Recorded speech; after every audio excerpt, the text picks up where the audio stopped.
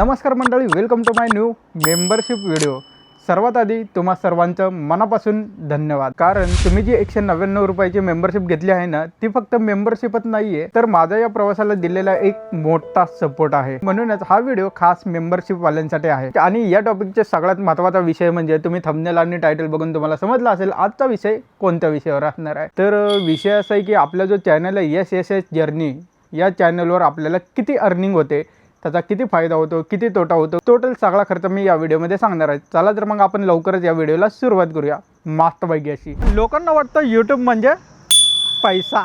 मी एक ST blogger आहे। आज मी तुम्हाला दाखवणार आहे माझा 1 महिन्याचा पूर्ण हिशोब, खर्च वर्सेस कमाई। हा आहे माझा 4 दिवसांचा आंतरराज्य पास आणि या पासवर मस्तपैकी आता शिक्का मारलेला आहे, सोबत आंतरराज्य सहित शिक्का सुद्धा आपण घेतलेला आहे। म्हणजे आजपासून आपला प्रवास होतोय टोटल 4 दिवसांचा। हा जो पास आहे तो 1367 रुपयाचा पास आहे आणि खर्चाला आत्तापासून सुरुवात झालेली आहे। आज आपल्या पासचा पहिला दिवस। आज आपण निघालो कोल्हापूरला, कारण तिथूनच आपल्या प्रवासाची सुरुवात होणार आहे। कोल्हापूरपासून माजलगावपर्यंत नाईट रात्रानी बस आहे, ती बस आज आपण पकडणार आहे कोल्हापूरवर।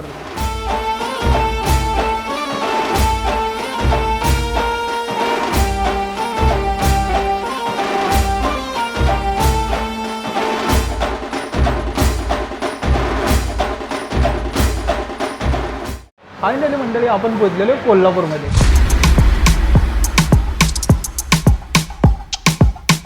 प्रवासाला जाण्याआधी आपला पहिला खर्च इथे होतोय जेवणासाठी। आपण एक मेनू मागवलेला आहे, इथे आपला पहिला खर्च वाढलेला आहे। आजच्या आपल्या पहिल्या जेवणाचा ऑर्डर आपण घेतलेला आहे स्पेशल व्हेज थाळी, ज्याची किंमत आहे जवळपास 250 रुपये एका थाळीसाठी। खरं सांगायचं तर प्रवासाला निघण्याआधी हे माझं कायमचं रुटीन, कारण एकदा प्रवास सुरू झाला की वेळेवर जेवण मिळेलच असं नसतं। आणि एकटी प्रवासामध्ये एनर्जी टिकवायची असेल तर पोटभर जेवण खूप गरजेचं आहे। तर आता आधी निवांत जेवण करूया आणि त्यानंतर सुरू होईल आपल्या आजच्या प्रवासाची खरी सुरुवात। मंडळी आता गाडी निघायला फक्त 2 तास बाकी आहेत। गाडीमध्ये प्रवासी बघायचं झालं तर गाडी ऑलमोस्ट फुल होत आली। ते आज आपण लवकरच बुकिंग करूया, नाहीतर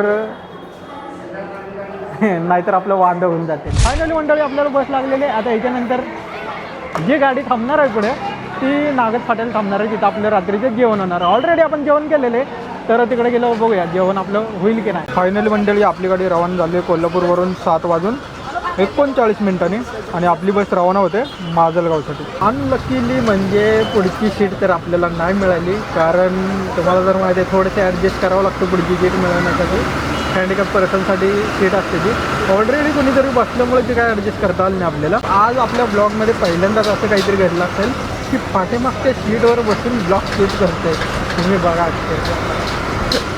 काय बोलणार। तर मंडळी मी इंस्टाग्रामला एक स्टोरी अपडेट केली होती की मी हे बंद करतोय, कारण तुम्हाला रिॲलिटी अजून काहीच माहीत नाही आहे की याच्यामध्ये इन्कम किती येते, खर्च किती होतो। ह्याच्यातनं मला एवढा काही इन्कम मिळत नाही। म्हणून आपल्या महाराष्ट्रात एकटी ब्लॉगर खूप कमी आहेत। त्याचं कारण हेच आहे की परवडत नाही आहे। म्हणजे बऱ्याच जणांची कमेंट होती की ब्रँड ॲम्बॅसिडर, पण जो एसटीसाठी कष्ट करतो ना तो महागच राहिला कधी। म्हणजे खऱ्याला किंमत नाही या जगात, खरं म्हणायला गेलं तर। खूप वाईट वाटतं एका गोष्टीच्या।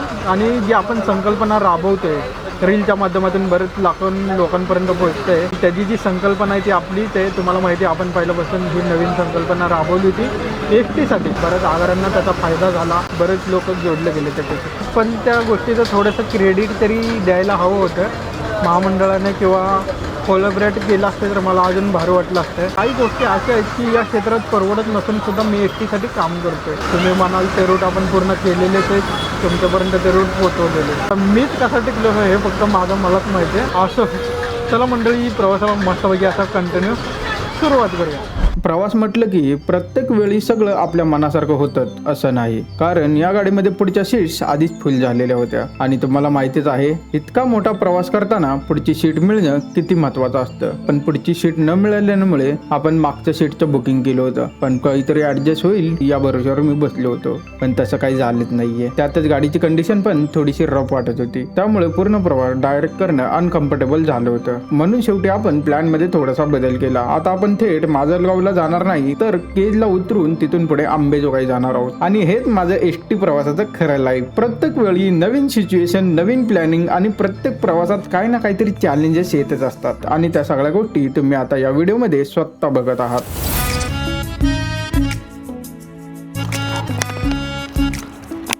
मला एक मन आठवली ह्याच्यावरून, नाही निर्मळ मन काय करील साबण. त्या आधी माणसाचं मन आहे ना अक्षरशः निर्मळ पाहिजे, हे महत्त्वाचं आहे. तर मंडळी आत्ता आपण पोहोचलेलो आहे आंबेजोगाईला.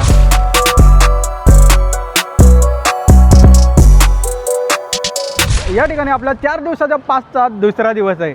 कालच्या दिवसामध्ये आपला एक रूट फेल झालेला आहे. तुम्ही काल बघितलं असेल की काय अवस्था होती गाडीची, अक्षरशः काहीच दिसत नव्हते त्या गाडीमधनं. 7:30ची गाडी 8:30ची गाडी चेक केली, सेम कंडिशन गाडीची, त्यामुळे ब्लॉग बनवायचा चान्सच नव्हता. तर आजच्या दुसऱ्या दिवशी आपण जो रूट करणार आहे आंबेजोगाईवर ना शेगावसाठी, तर आज आपण 7:30ची गाडी सोडलेली आहे. तर 7:30च्या गाडीनंतर अजून एक गाडी असते औसावरून, ती जी गाडी येणार आहे ती 10:30 वाजता या ठिकाणी पोहोचते आंबेजोगाईला. तर ती गाडी पकडून आपण जाणार आहे शेगावसाठी. तर थोडंसं म्हणलं आंबेजोगाईचा जो परिसर आहे ना थोडंसं फिरून घेऊया, थोडंसं फ्रेश होऊया, त्याच्यानंतर निवांत आपण जाऊया शेगावच्या दिशेने. आंबेजोगाई म्हटलं की इथलं प्रसिद्ध देवस्थान योगेश्वरी देवी मंदिर हे अनेकांचं कुलदैवत आहे. खरं तर या आधी पण मी इथे आलो होतो, पण बऱ्याच दिवसानंतर परत आल्यामुळे थोडासा रस्ता कन्फ्यूज झाला. अंबाजोगाईच्या छोट्या छोट्या गल्ल्यांमधून चालत होतो आणि तितक्यात माझ्या मित्राने एका काकांना मंदिराचा रस्ता विचारला आणि मग त्यांनी अगदी शांतपणे आम्हाला रस्ता सांगितला आणि शेवटी आपण पोहोचलो योगेश्वरी देवी मंदिराजवळ. मंदिरात गेल्यावर एक वेगळी शांतता जाणवते. बाहेर किती गोंधळ असला तरी आत गेल्यावर मन आपोआप शांत होतं. दर्शन झाल्यानंतर आता थोडी भूक पण लागली होती, त्यामुळे आम्ही निघालो सकाळच्या नाश्त्यासाठी. नाश्त्यामध्ये घेतलं पोहे, मसाला भात आणि सोबत पाण्याची बॉटल, कारण सकाळची भूक आणि पुढचा प्रवास हे दोन्ही रेडी ठेवायचे असतात. बाप रे बाप. तर मंडळी 3 तास झाले आम्ही गाडीची वाट बघतोय. अक्षरशः चूक झाली 7:30ची गाडी सोडून, आणि ऊन इतकं भयानक पसरले ना काय सांगू, अक्षरशः झोपा लागायला लागले. एवढं उन्हात आपण कधी रूट वगैरे सुरुवात करत नाही रूटला. सकाळचा सुरू झालेला जर्नी सगळ्यात भारी वाटतं. दुपारी एवढं ऊन पसरले ना मोडच गेला राव, म्हणजे काय बनवू मी. अक्षरशः गाडी बुक वगैरे केलेली आहे, ती औसावरून आलेली गाडी अजून आली नाही इकडे. 11:30चा टायमिंग आहे. कालचा पण रूट फेल गेला, आजचा पण रूट फेल होऊन जाऊन म्हणजे बाद झाले. कधी कधी प्रॉब्लेम येतात राव, असं नाही की प्रॉब्लेम येत नाही, प्रॉब्लेम येतात.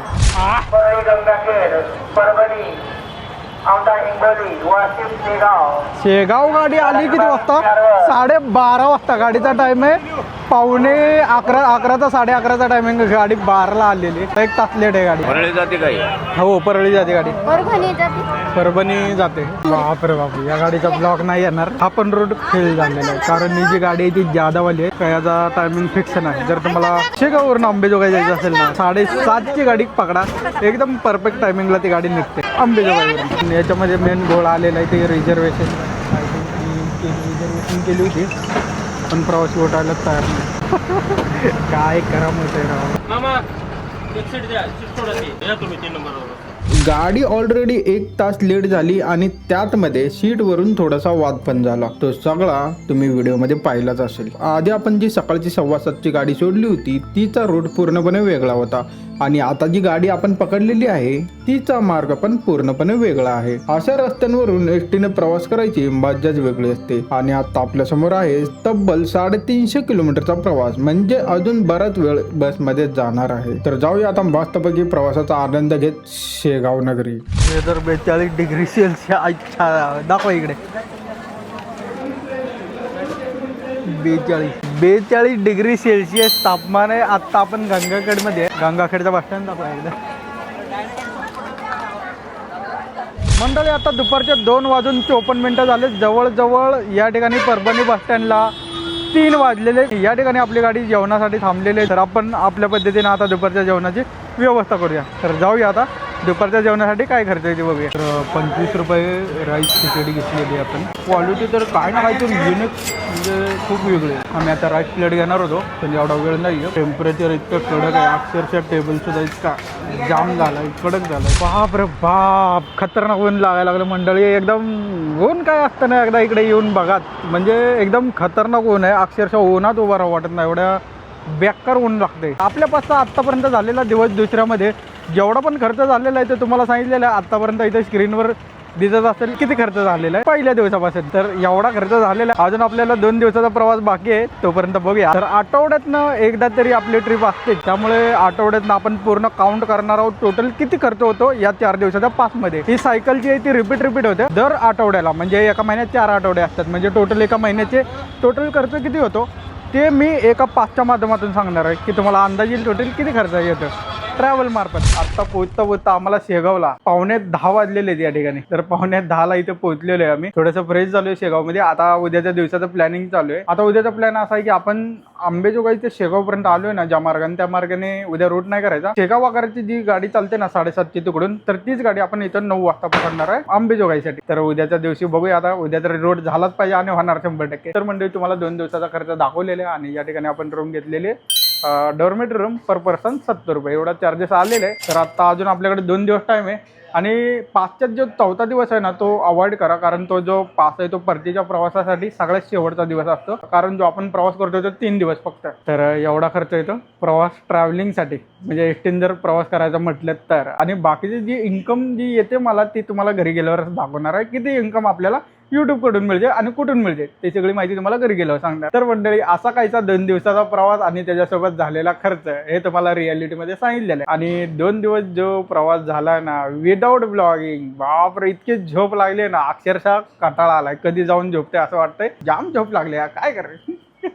तर मंडळी हा व्हिडिओ जो होता तो मेंबरशिप वाल्यांसाठी होता. तो मी पब्लिक केलेला आहे, म्हणजे सर्वांसाठी फ्री केलेला आहे. सुरुवातीच्या 2 दिवसामध्ये व्हिडिओ तुम्ही पाहिलेलेच आहेत आणि त्या 2 दिवसामध्ये माझा जवळपास 1959 रुपये एवढा खर्च आलेला आहे. पण त्यामध्ये आपण छोटे छोटे खर्च धरले नव्हते, जसे की पाणी, चहा, इकडचे तिकडचे एक्स्ट्रा खर्च, ते साधारण 100 रुपये पकडलं. तर आता तिसऱ्या दिवसाचा खर्च पाहिला तर दिवसभरात जवळपास 300 रुपये इतका खर्च आलेला आहे. म्हणजे सकाळचा चहा, नाश्ता, दुपारचं जेवण, रात्रीचं जेवण आणि आता शेवटच्या दिवसाचा म्हणजे परतीचा खर्च. सकाळचा चहा आणि दुपारचं जेवण जवळपास 170 रुपये इतका खर्च आलेला आहे. आणि त्याच्यामध्ये मेंटेनन्स एक्स्ट्रा खर्च. तर आता 4 दिवसाच्या पास मध्ये टोटल 2639 इतका खर्च आलेला आहे. तर हे सगळं मिळून आपल्या 4 दिवसाचा खर्च चांगलाच वाढलेला आहे. आणि यामध्ये सगळ्यात फिक्स खर्च असतो तो म्हणजे एसटीचा पास, ज्याची किंमत आहे 1367 रुपये. आता एक गोष्ट अशी आहे की हा पास मी एकदाच घेत नाही. जवळपास प्रत्येक आठवड्याला मी हा 4 दिवसाचा पास घेतो. म्हणजे महिन्यातून 4 वेळा ही सायकल पूर्ण रिपीट होते. पुन्हा पासचा खर्च,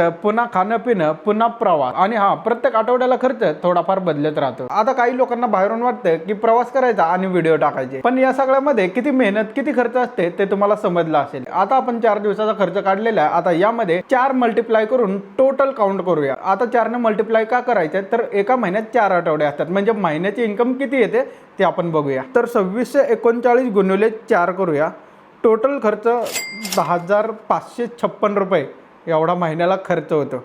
प्लस मेंटेनन्स अजून सुद्धा इथे संपलेला नाहीये. तर मला प्रत्येक महिन्याला अजून एक मेंटेनन्स द्यावा लागतो, तो म्हणजे बाईक पार्किंग. टोटल खर्च आला 11,006. तर महिन्याचा खर्च 11,000 रुपये इतका आलेला आहे. तुम्ही खर्च पाहू शकता. टोटल खर्च मी काढलेला आहे, तुम्ही व्हिडिओमध्ये पाहू शकता. आता महत्त्वाची गोष्ट राहिली ती म्हणजे यूट्यूबकडून येणारी इन्कम. आता यूट्यूबकडून येणारी इन्कम एवढी काही जास्त नाही, कारण तुम्हाला माहिती आहे व्ह्यूज आपले कधी कधी 50,000च्या वर जातात कधी कधी व्ह्यूज. आणि कधी कधी असं पण होतं की 50,000च्या वर व्ह्यू गेले ना तरी RPM त्याचा कमी येतो. RPM कमी आला तर इन्कम कमी राहते, RPM वाढला तर इन्कम जास्त वाढते. म्हणजे जी यूट्यूबची इन्कम आहे ती अशी फिक्स नसते, त्यामुळे अपडाऊन इन्कम असतात यूट्यूबच्या. आता मी तुम्हाला काही 2 कॅमेरा दाखवतो, एकदम परफेक्ट असं एक्झाम्पल आहे. तर त्याचं हे उत्तम उदाहरण ते तुम्हाला दाखवतो, कारण यूट्यूबची अशी काहीची पॉलिसी आहे की एक्झॅक्ट प्राइस नाही सांगू शकत. आपली जी इन्कम आहे ती थोडी अपडाऊन होते, पण 20च्या वर कधी इन्कम गेलीच नाही माझी. तर तुम्हाला गोप्रोचे 2 कॅमेरे दाखवतो, त्याची प्राइस पाहू शकता तुम्ही. या 2 कॅमेऱ्याच्या बरोबर कधी इन्कम कमी असल्यावर एवढी, तर कधी इन्कम जास्त असल्यावर इथपर्यंत. यातून तुम्ही 11,000 रुपये मायनस करा, टोटल किती उरतात ते तुम्हालाच माहिती आहे. साधारण रियालिटी बघायची झालं तर 6-7 रुपये उरतात. जास्त काही इन्कम त्याच्यामध्ये येत नाही, त्यामुळे यूट्यूब सोडायचा निर्णय घेतला होता.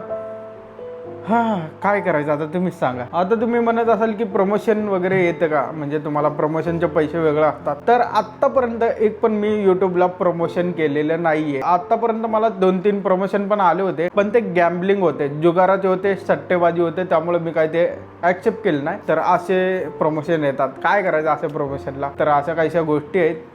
तर यूट्यूबची माझी खरी इन्कम तुमच्यापर्यंत पोहोचली असेल, तुम्हाला अंदाज आला असेल टोटल किती इन्कम येते. 11,000 मायनस करा.